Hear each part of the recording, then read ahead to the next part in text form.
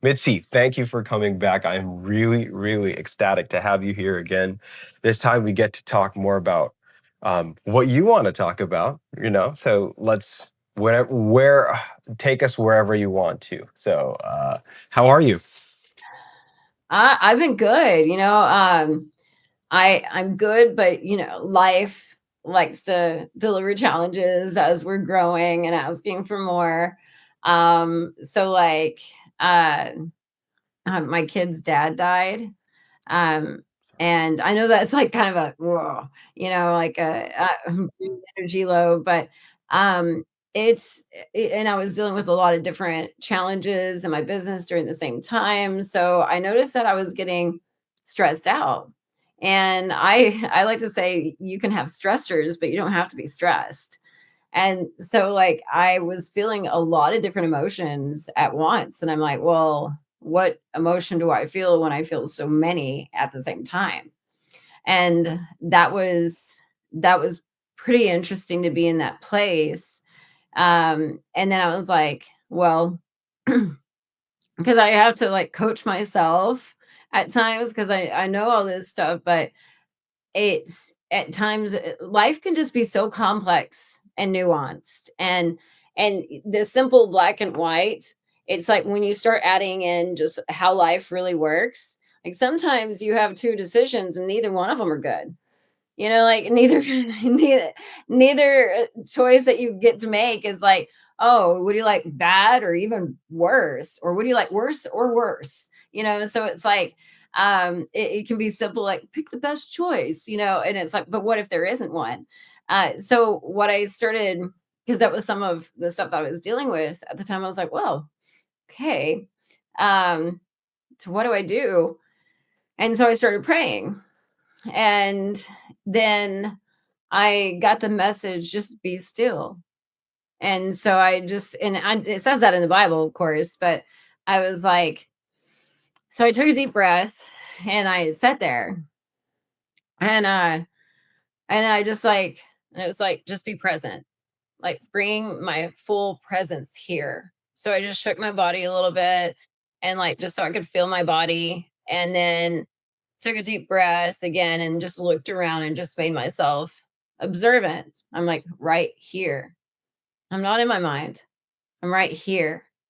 All this stuff that I'm thinking right now, the reason why I'm so overwhelmed is because I'm thinking so many things, and that's not where I'm supposed to be. I'm not supposed to be stuck in my thoughts. I'm supposed to be here experiencing now. And so I took a breath and then realized that all of these emotions were tied to those thoughts. And like, and just letting that go, which wasn't easy because there was so many thoughts, and then people are texting me for information, people are needing these answers over here, and so I stopped everything, put my phone in do not disturb, and I went for a walk. And I I know some people will be like, that's irresponsible. Well, in the state of being that I was in the moment, I think acting in that state is irresponsible. Yeah, because I feel like whatever energy that we do anything in, that's the boomerang we put out, and it's gonna come back to us. Not what we did, but how we did it, like what state of being we did it in. That like if you're chasing something, like hustling, but you're doing it from a place because you feel lack, well, you're gonna get more lack no matter how much you work. And it's like, I don't wanna do that. So I was like, I'm gonna self-care. And it was reminding me, self-care in those moments, and be okay being human, because there's going to be so many people that are like, they have their ways of thinking, their ways of dealing with stuff. There's so many people want to give you advice when bad things are happening, and I think it's important to have the discernment and understanding of who you're talking to. If they're giving you advice, they probably, it could come from many places, but I like to look at it like they mean well and they're giving me advice because they care. And but that doesn't mean I need to take it. Especially if they're not in the emotional state of being normally that I would like to be in. If they're an angry person and they're giving me advice, I'm probably not going to take your advice. If you're a depressed person, give me advice, I'm probably not going to take your advice. Like if you're happy, then I'll probably take your advice. And I probably won't take much advice if you've never had that experience. It's like trying to talk to a child about how to pay bills. Like, yeah, they could tell you all they want about what they would do, but let's talk about reality, Theory sounds great. But so I was just realizing that life is one of those things that we're supposed to be here now, experiencing it now, and knowing that in this moment, what is really needed, once you get out of your head, will show itself. If it's you need to process sadness, that'll show up. And like if you need to and maybe that sadness is because you lost somebody or lost something, and that's okay. And being okay being in these emotions that some people consider negative, I don't consider them negative unless you act out in them. And like you're supposed to feel them though. That's the whole human experience. Like our emotions are how we experience life, and our feelings is how we see life. Like it's the same thing. It's like the transmitter, the receiver. And like when your thoughts create the emotion, and then that emotion creates that feeling, and then that puts out the projector onto the projector screen. And then that's the experience you have. Yeah. And so I went for a walk. And I like people watching or just watching the butterflies, like watching the water, whatever it is. So I got downtown and I was walking the non-touristy side, but then I got into the touristy side. I was like, "I'm just gonna sit here and just watch people walk by." And I saw a wealthy man walk by, and I saw a homeless person walk by that was well, he was on drugs and, with his movements and everything, and then I saw a middle-class family walk by, and I was like, every single one of them are in the same world. Almost the exact same place, like just minutes from each other, but they're all living completely different experiences and like almost a different dimension. Because that wealthy man's world is completely different and he sees this world differently than that homeless guy did. And then even the kids to the middle class family and the parents, they're all living different experiences. And I was like, it really isn't about the outside world that's creating our experience. It's really how we're seeing it. And how we're seeing it is how we believe about it and how we believe about ourselves. Like, what kind of identity have we hung on to and we're performing? Because that's the experience that we're getting back. Like, there's no telling the homeless guy may have been just in a victim mindset, and then decided he didn't want to have any responsibilities. Some of them are happy to be homeless because now they don't have any responsibilities. And maybe they didn't feel worthy enough to handle responsibilities. Or maybe they failed one time and never got past it. There's no telling what happened. Maybe wife left, kid died. No telling, what brings people to that space of apathy where they don't have any hope and they don't really care to do anything better. And it's like, but that became his identity. That's who he was. And until he changes that identity of not wanting to be that anymore, that's the role he's going to continue to play. So we've all chosen to be a certain character. And so I'm like watching these people and it's like coming to me like, yeah, we really are just these characters that we've chosen to play even when we don't realize we've chosen it. We may just be like blaming the world around us or the way we were raised or whatever it is, and be like, that's why I'm this character. And it's like, you're way too powerful to say it's the world that made you this character. Because if that was true, then anyone who's ever been through the exact same thing as you, which is probably going to be your siblings, going to be the closest to it, which nobody's going to go through everything you have. But even your siblings are so much different than you with the same parents, same living conditions. So it's like, how do you identify? And naturally, what do we come into this world with? Like, babies have certain personalities that they grow up and they keep this certain base personality. And like, so we all came into this world with some kind of identity. like already kind of downloaded in us.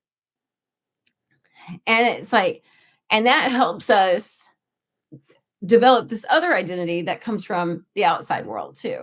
How it shapes us, our environment, and all of that. And I'm like, your environment can be huge. The people you talk to, the way you choose to see the world, way you choose to see yourself, um, where you put yourself, like in jobs, relationships, all of that. And it's just so powerful to see what we have. And then so I was like, okay, I need to go back to like my basics. And this is what I was doing, is like going back to the basics, just people watching, not making it all about myself, because the world can seem so heavy when, and I think that sometimes we don't notice we're doing this, but when we're having problems, or not sure how to handle things, guess what we start thinking about all the time? Ourselves and our problems. And and I'm like, that's why I wanted to people watch and just get out of my head, because if I'm going to think about myself and my problems, I'd rather, what happens, when you focus on something, it expands. So if I'm over here repeating the problems, or repeating how I'm sad or anything like that, I can acknowledge it. I think that's important, to be like, I am sad, and that's okay. I can feel it, not intellectualize it, because feelings aren't to be like just intellectualized. They're meant to be felt. They're meant to be like experienced. And so I'm like, and I noticed that for a long time I would intellectualize my feelings. I could tell you all about it. It seemed like totally emotionally intelligent,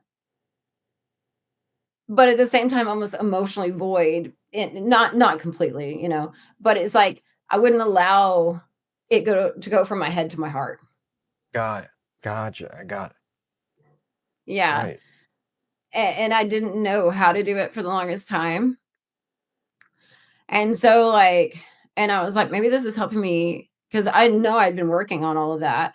Like, when I start noticing I'm just intellectualizing it, just to take a breath, be like, Mitzi, let it go to the heart.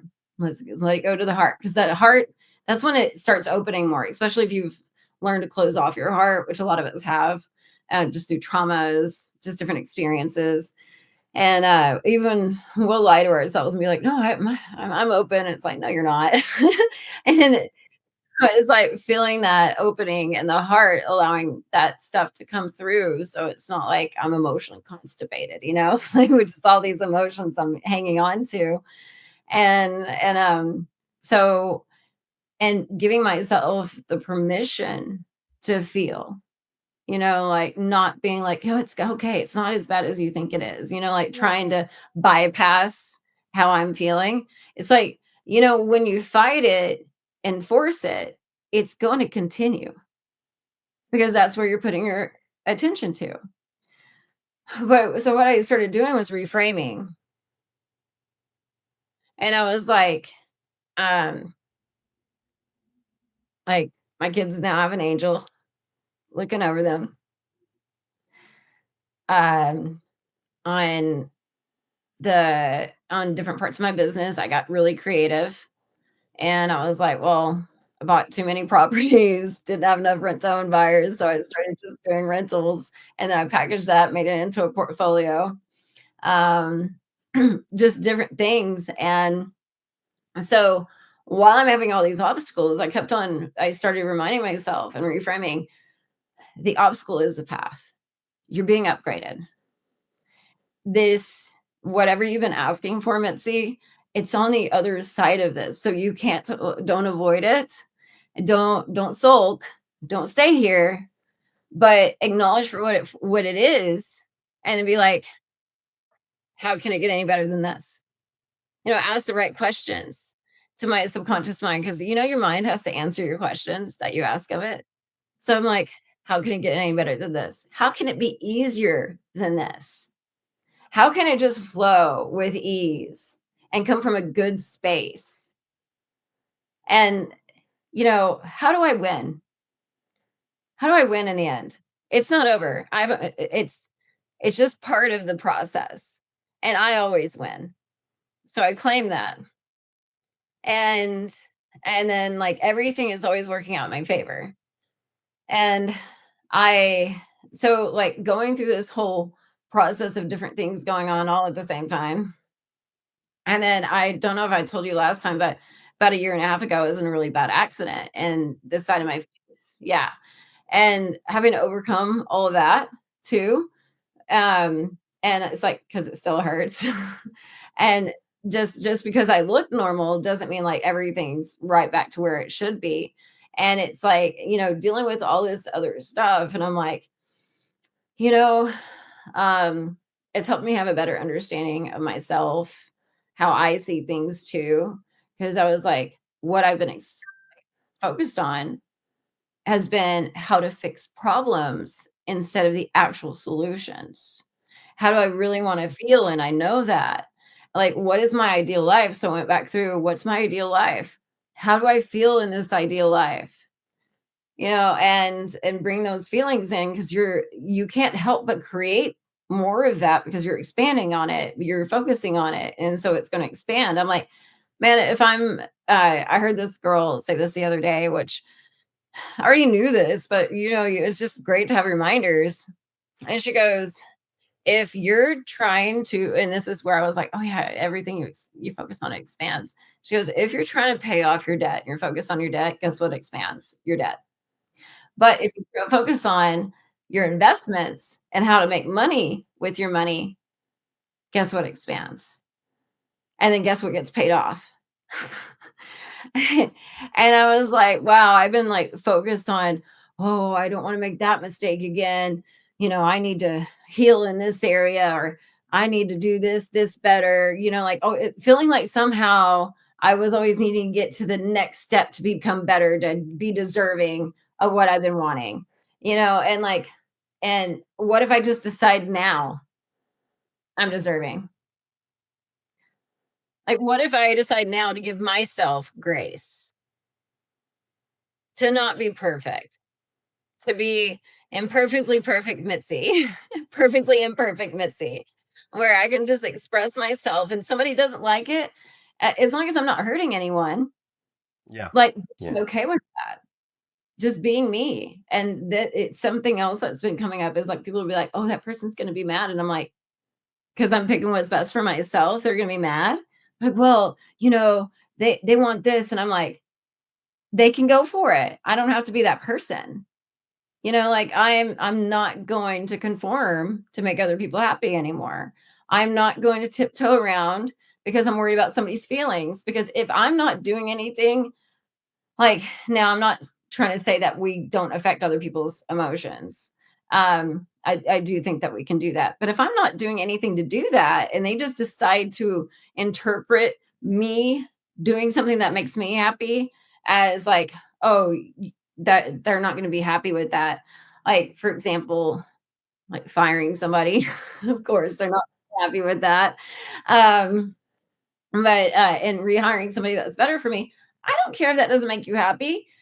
If you wanted to be in that position, you would have done a better job, and it's probably not the right fit for you either. Because, like, if you felt like something was right fit, wouldn't you want to be like one of the best at doing it? Like, wouldn't you want to be good at what you do? And like, that's not my problem, and like realizing what's my problem, what's not, and like not letting other people try to impose anything like that on me. And so having like my own autonomy, sovereignty, like just being able to be like, you know what? I'm okay. I'm okay being a villain in some people's stories. I'm okay with that. I'm okay with what how I don't care how people look at me. I don't anymore. I don't have time for that. I've got my own goals. I've got my own alignment that I got to stick on. And if I'm focused on all this other stuff, these were all distractions of the way I was choosing to think about it instead of the way that I know that I should have been thinking about it. But at the time, it was so, you can't see the forest through the trees sometimes. Like when it's your own life, Yes. you look at other people's lives, you're like, this is all they got to do, but in your own Not life, that it's simple. like, yeah, because you got this emotional attachment. So you got something else going on. And it's like, yeah, it's not that simple, but I'm like over here, like, but I want to make it simple. And I deserve to do that for myself. And like, if and I started asking myself different questions, like if little Mitzi could all of a sudden be in this body right now and look around my house, look at my relationships, look at how I've done my life, would she be like, "Yeah," or would she be like, "What happened? What happened?" And anywhere where she would be like, "What happened?" I need to review that and be like, "Where did I allow myself to get out of alignment?" And bring myself back.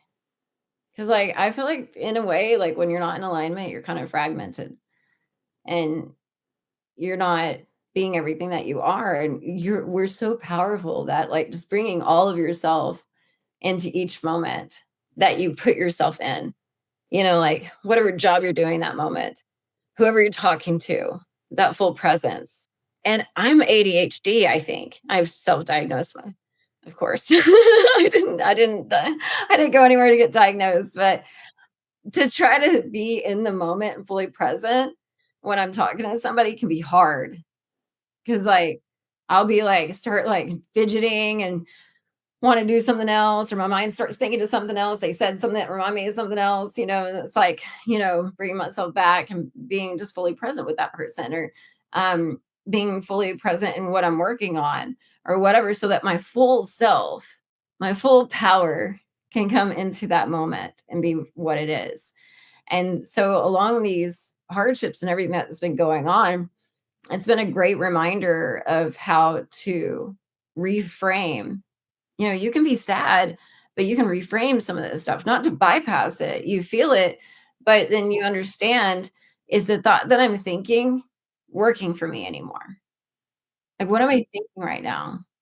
Like, why is this bothering me? Oh, this is bothering me because I'm scared, like, or I don't know what could happen.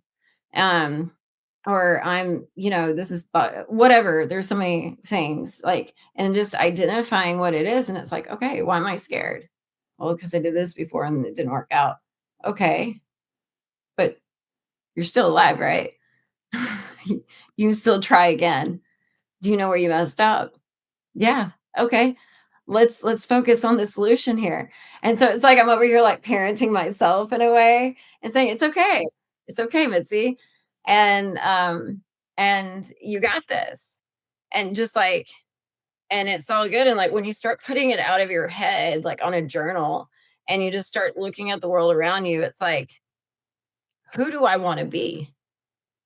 And who do I need to be so my life that I want is attracted naturally? It's not a force and a fight. Because nobody wants to force and fight their whole life to get where they wanna go, to be old and realize you never got anything you wanted because you were stuck forcing and fighting the things you didn't like. Because you think that you have to force and fight, and I don't know where we were taught that we have to force and fight for the things that we want. It's, like, more just the internal work of, like, "Who do I need to be?" Well, and I started in the car, "You're badass. You're you're amazing. You've accomplished some amazing feats, and like, how could it get any better?" And like, and I keep on repeating the same things and just feeling it completely into my heart, and then starting off with gratefulness and remembering the way to really pray, from a place of gratitude, like it's already happened, but like sometimes it's just bringing in a moment of where I've really had a lot of gratitude and just feeling that. And I'll feel it so much. I'll like sit in that I start crying from like overwhelm of the gratitude. And I'm like, okay, this is where you manifest from. This is where you solve your problems. And it's not about even your problems, because I can't be in gratitude and then start thinking about my problems and think that's going to keep me in gratitude. I gotta be grateful that solutions have already came. The solution is there. Like, and I'm open to see it. I'm open to receive it, and I know I'm going to see it soon. If I'm not seeing it yet, I know I'm going to see it soon. So now my mind is looking for it because I know how the reticular activating system works. It's like, again, what you focus on expands, but it's because the mind is like, oh, you want to see more of that? Oh yeah. It's hard to date in San Antonio? Yeah, here's some more of that. It's hard to oh, oh, it's hard to find this. Oh, here's some more of that. So it's like whatever I'm thinking, my mind's like, "Oh, you must want more of this." And so, but there's so much around you. Yeah, you can have more of that. And I'm like, I don't want to focus on the things I don't want anymore. I want to process it, but I want to reframe and go back to where what is it that I'm really wanting and focusing on that and staying in alignment. So kind of went on a tangent there, but it was I wouldn't say it's a tangent. Every time I talk to you, even though I'm reminded of how coherent the first episode was, and I feel like I'm every time I talk to you, just I would be very honest here. It's a lot of things hit like yes. intellectualizing emotions is I'm familiar with that. A lot of high IQ people tend to do that too. And I don't want to say I'm high IQ, but I relate to that intellectualizing emotions, right? And just feeling it is a big deal. And we've had a guest who's my marketing brain is working right now, I'd say. For him, it was impact driven because he was with co living. The other guest was purpose driven. With you, I would like to say you're perspective driven. Is that accurate? Did I get that right?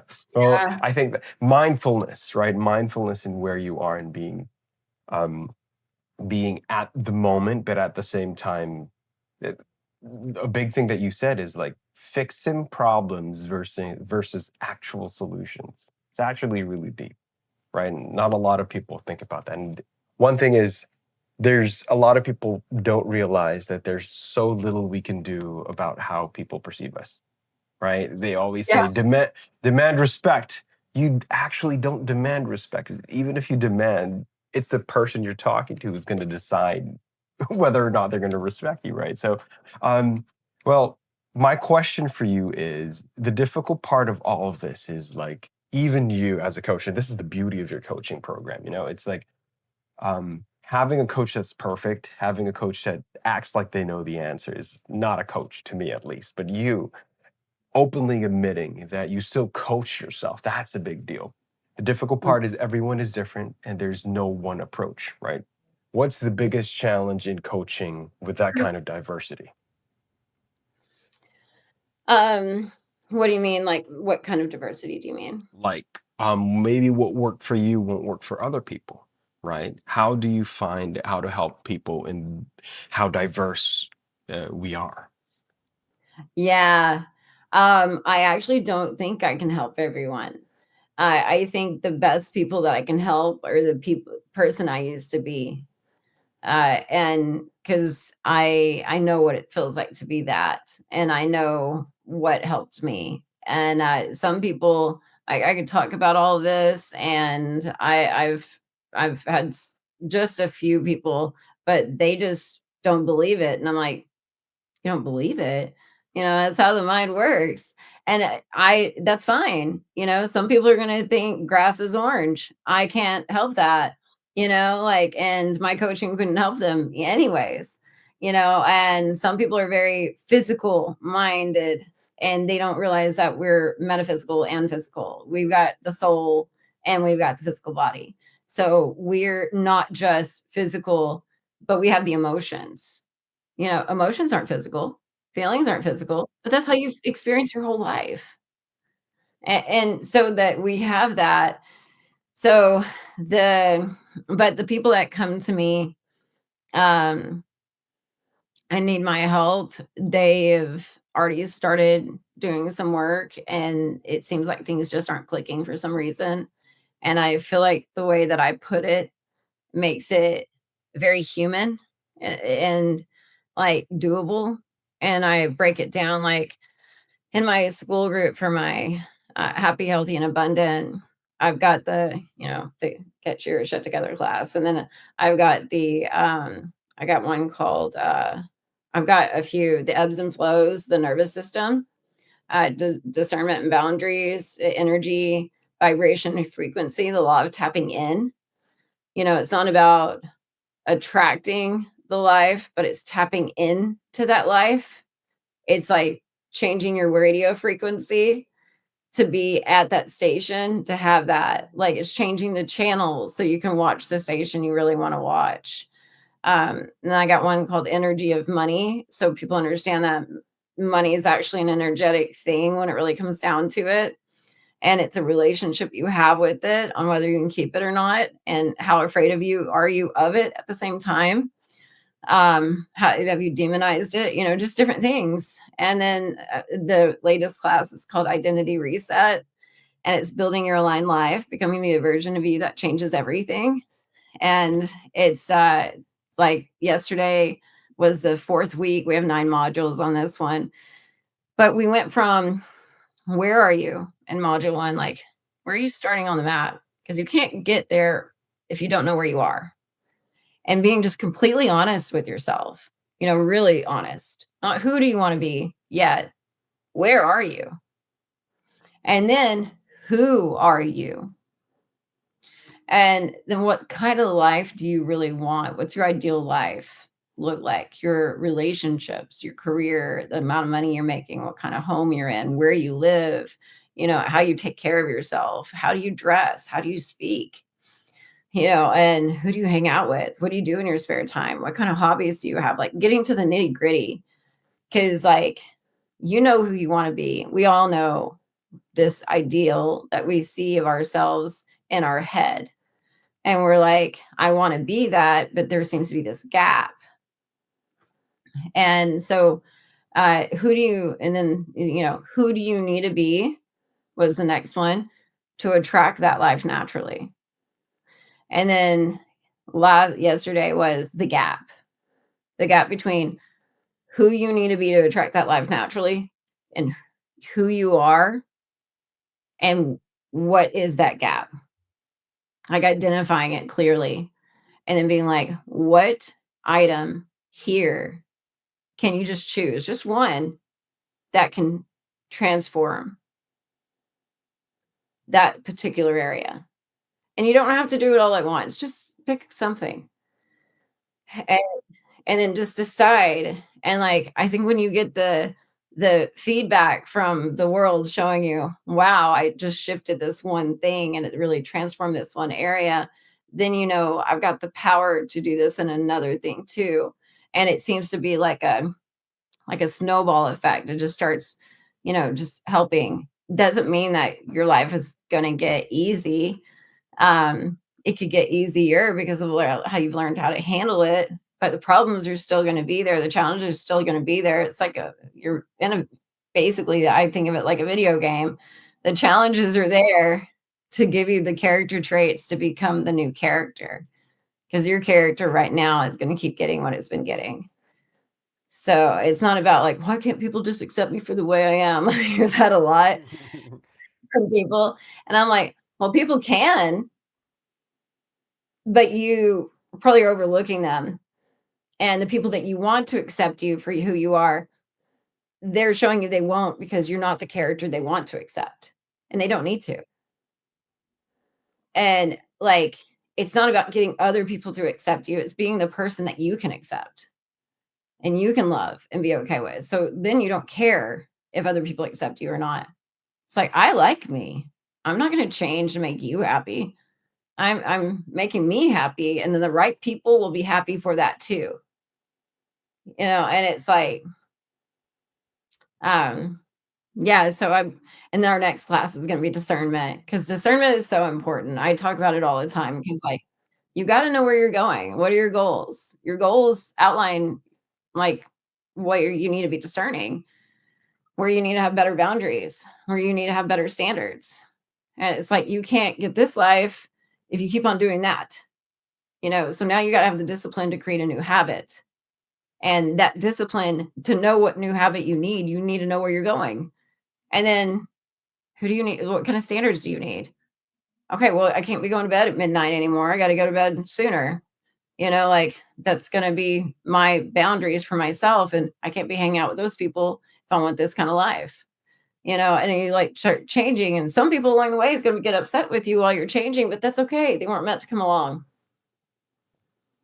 And it's so hard when you really want some of these people to come along. Yeah, yeah. especially if you're emotional, like you're an emotional person with that, like especially if it's family. And again, like it goes back to what I mentioned earlier, and what I got that from you, where it's like again, you don't get to really control. You control yourself, right? And you don't get to control how they perceive you. You can try your best, right? Um, that's what I realized when I talked to you the last time. Like specifically the demand respect. I think I don't want to say that's a wrong statement, but like we should stop, teaching that to kids. Where you gotta demand respect when you enter the room, and the reality is like they will respect you the way they want to. But one thing Yeah. that you said earlier that really again resonates to me. By the way, I just want to say this: um, you're changing my life more than you're really just with these conversations. This is what I really like talking to you. Well, like talking to all of the guests, of course, but this is like really a lot of like realizations. But you talked about the gap. I want to be that, but there seems to be a gap. But there's this. I forgot who said this, and I want to hear your thoughts on this. Be the person you pretend to be, and make it your reality. What are your Mhm. thoughts on that statement? I agree with it. And I want to add more to that, but I also want to backtrack just a little bit Go about ahead. the Go ahead. demand. We can't demand respect at We can't. all. And you're right, but we can command it. Right. You do that by your energy. Like you walk in a room and people feel you because you just come from that place, and that's being that person, you know. And even people who don't like you can still respect you because you command it, don't demand it. Like when you demand it, you're already a person not to be respected. And because I mean, you wouldn't need to demand it. And like, but I understand that because like we go from a place of like wanting something so bad that we'll try to control it out of a place of fear. Like if you don't respect me, I'm gonna feel like crap. You're gonna places I haven't accepted about myself, where I don't respect myself. Because why do we even see the people that don't respect us? Because that's where we're not seeing it in ourselves, how we're not respecting ourselves. I remember I had a boyfriend, it was a while back, and he was like, he kept on demanding respect. And I said, the reason why you demand respect from me is because you can't get it from yourself. And he sat there for a second because he was really upset, and he just sat there for a second. He was like, I respect myself. And I was like, how about you really think about that and get back to me? And he came back and he was like, you're right. I don't respect myself. And he was like, I didn't realize that. And I was like, yeah, a lot of the things that we demand from other people are the very things that we're not giving ourselves. Well, let's get back to. I really want your thoughts on be the person you pretend to Oh, be be and the make it person. your Yes. reality. Yes. What would you like to add to that? I'd like to hear your thoughts on Yeah. that. You do need to be the person because you be before you have and before you do.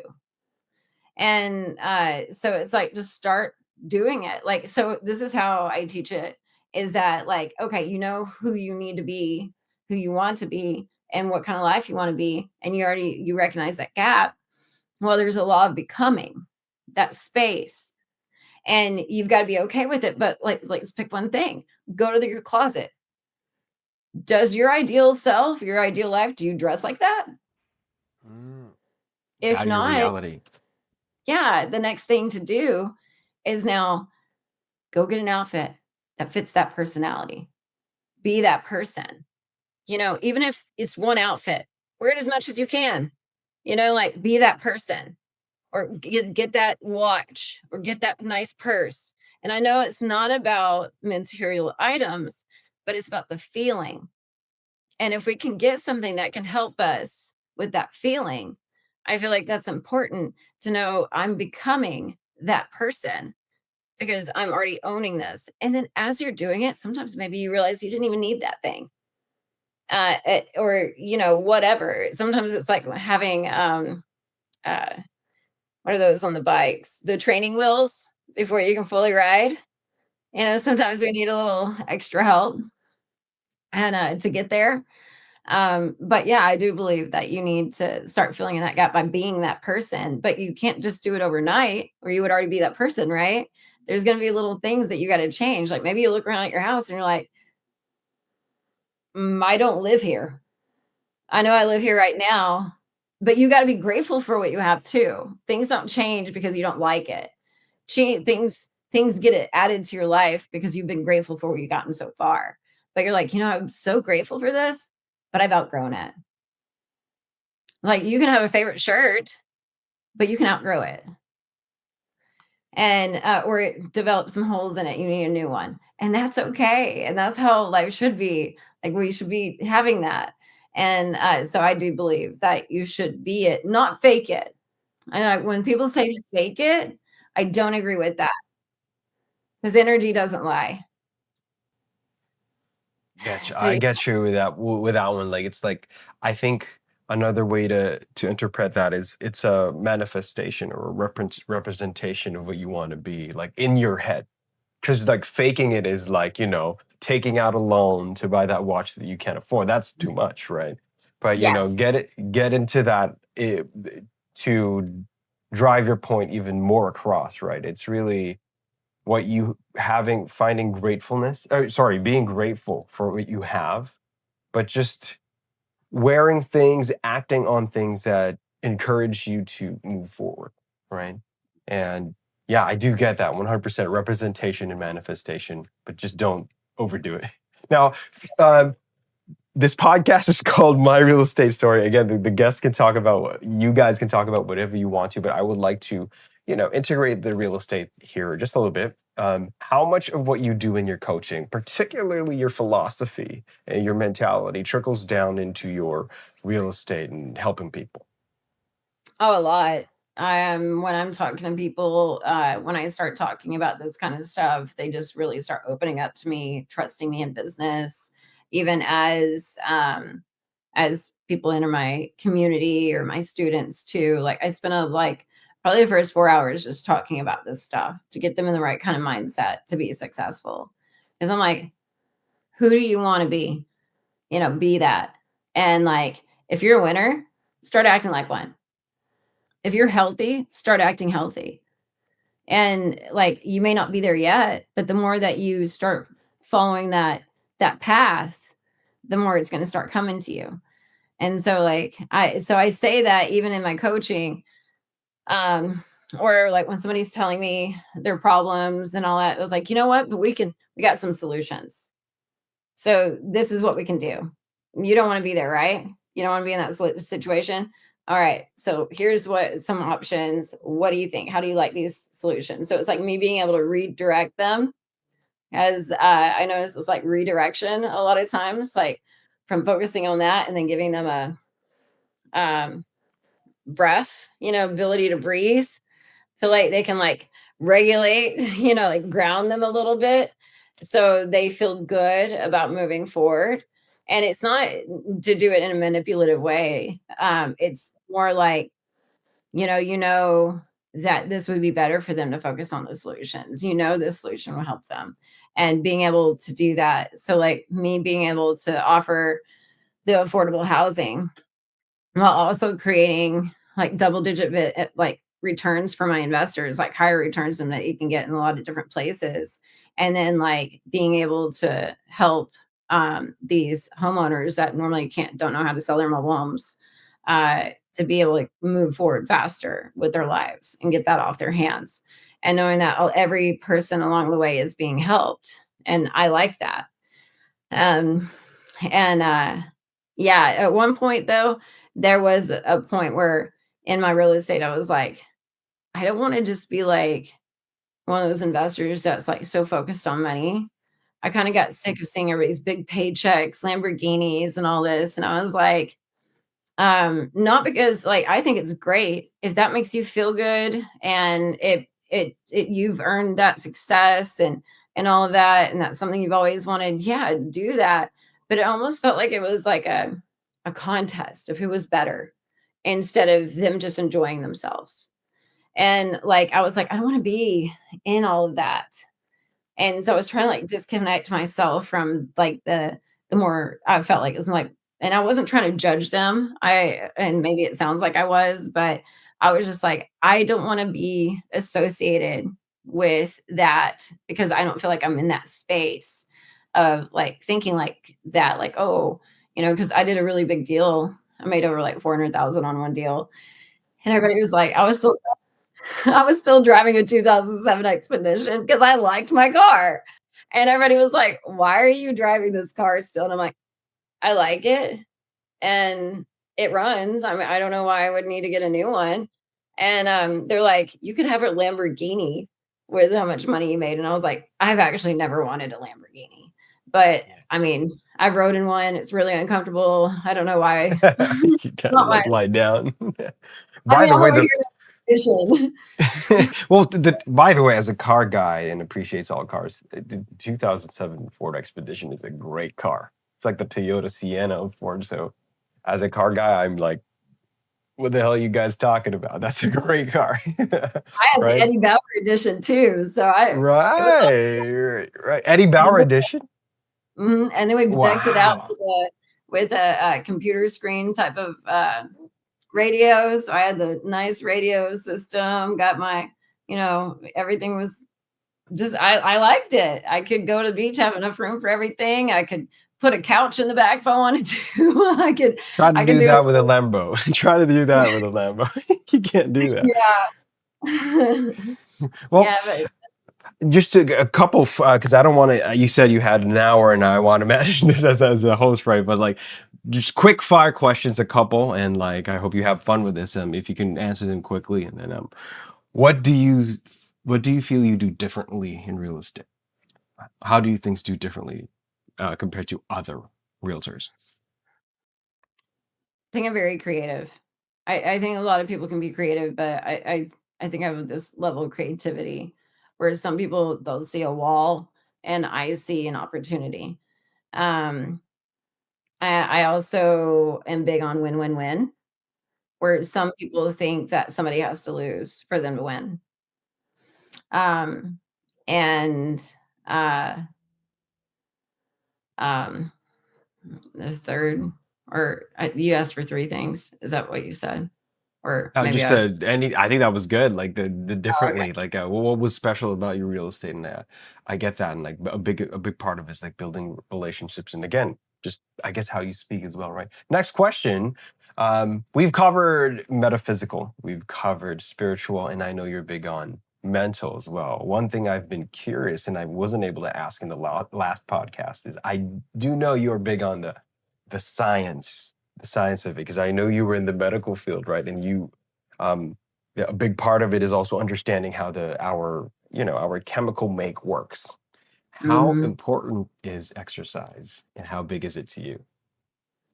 Oh, I think exercise is very important. We need to move our body. Emotion can get stuck. Even like your nervous system can feel unregulated. Uh, and when you're exercising, you've got to give yourself some fuel, the right fuel. And so it tends to be a thing that creates better things in your life. I think the discipline of having an exercise routine is important. Look at people who work out, they're more likely to be successful. And because they have this mindset of this discipline to be able to create healthy habits for themselves. So I think that's like a very basic thing to do for yourself is to be able to do that and take care of yourself. Because like how well do you take care of anyone else if you can't take care of yourself?